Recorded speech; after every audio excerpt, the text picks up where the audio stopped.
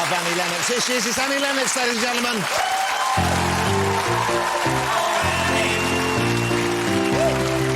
I'm not your daddy, but maybe Papa's baby. Oh, Annie.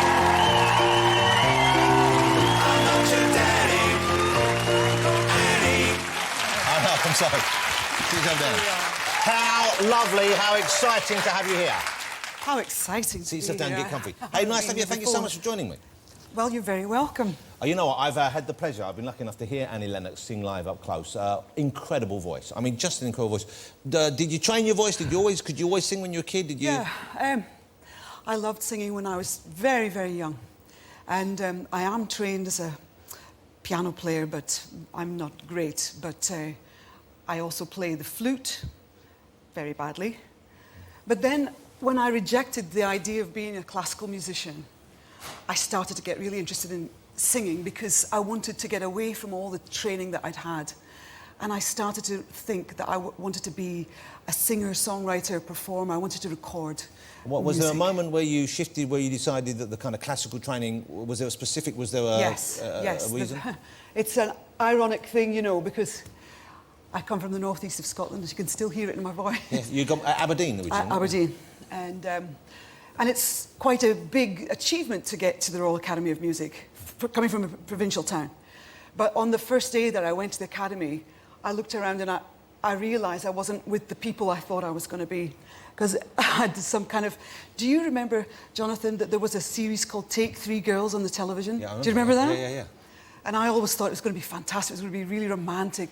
And of course, when you're only 17, as I was, I had a very idealised romantic notion about London, about how I would meet my tribe, you know, and it would all be great. Yeah. And it was so different, because I ended up in a kind of student hostel in Camberwell, which was miles and miles away, and it's all, you know, it all went downhill from the very first day. It was a bit grotty. You expected it to be like an exciting movie, and suddenly you're eating cold beans out of a can. Yeah, very well. No, I managed to learn how to heat them up, but... Before you went, though, your family were quite musical. Did your grandpa, is this true, your grandfather played the bagpipes? My father actually did play the bagpipes. My family were quite musical, yes, and they used to sing a lot. So there was always that thing at home that singing was a natural thing. And I was part of... in schools in Aberdeen, they had a very good music department, and I used to go every Saturday to the music centre. And I think that helped to develop me in a particular kind of way, yeah. Did your mum have a good voice as well? Was you... Not so much, but you know how hard it is when you want to be able to sing, but you can't, and it's slightly... Yeah. Tell me about it. I see opposite every bloody week. It's like fingers down a blackboard. In the periods in your life, though, where you've had some periods where you've been fabulously busy as a performer, and other periods through choice where you've pulled back, I know you've focused more on the family or other areas of your life, that's right. Various groups and movements you're involved with. But in those periods, do you feel something's missing when you're not able to sing in front of people, to communicate with a lot of people in that way? That's an interesting question. Thank you. We'll leave that bit in for sure. Keep that one in. 20 years, I finally asked one. OK. I'm sorry, what was the question again? Oh, how does it feel? People think, perhaps, that, you know, this life that we have as performers must be very glamorous, and I think there are certain aspects of it that definitely are. But actually, the amount of preparation and skillfulness and attention to detail that you have to put in behind the scenes, the things that you don't get to see, you know, it's really quite challenging, to be those honest. periods when you're not doing that, when you're not being challenged in that way, do you miss it? Do you feel is there something, is there not a void, but is there a need?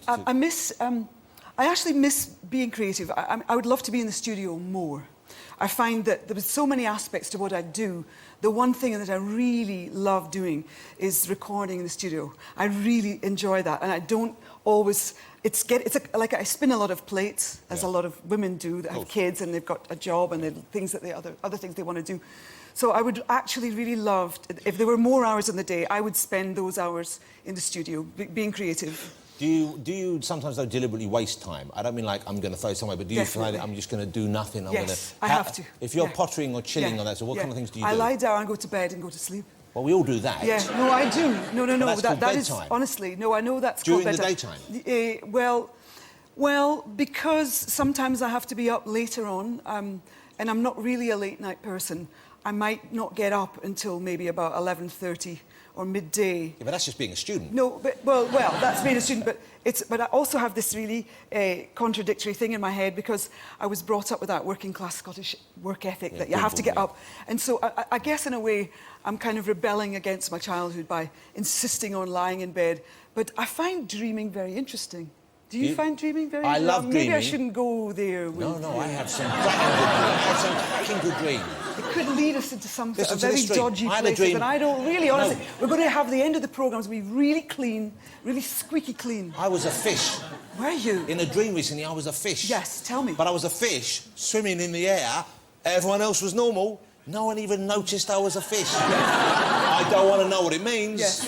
It was a good dream. Yes, I think there's, there's definitely something to interpret in that.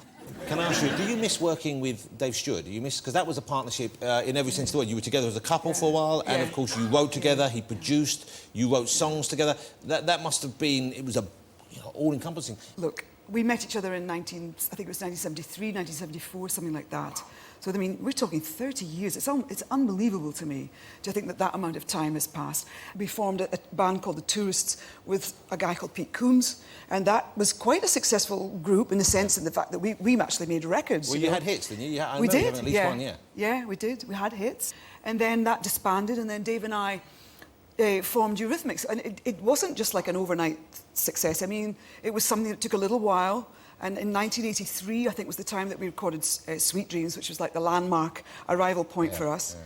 And then for the rest of that decade, Dave and I wrote songs, recorded. Every year we released an album, we were making videos. It was very, very intense, and it was like a kind of a juggernaut lifestyle, which I loved because I thought, I'm so fortunate to be able to do what I love, which is making music and be a creative artist. But I'm not going to go on about your looks, because I know you're not crazy about talking about past that, but I look back on some of your outfits, something like that, and I loved the way, I didn't realise, and you were pretty far out there. I mean, it was quite a kind of, maybe it's not so bold for a woman, once again, as a man to do that, you know, when Bowie did stuff like that, but it was really quite extreme. You really kind of Sometimes it was a little bit extreme, but I took the opportunity to embrace that because I just loved experimenting and pushing the boundaries.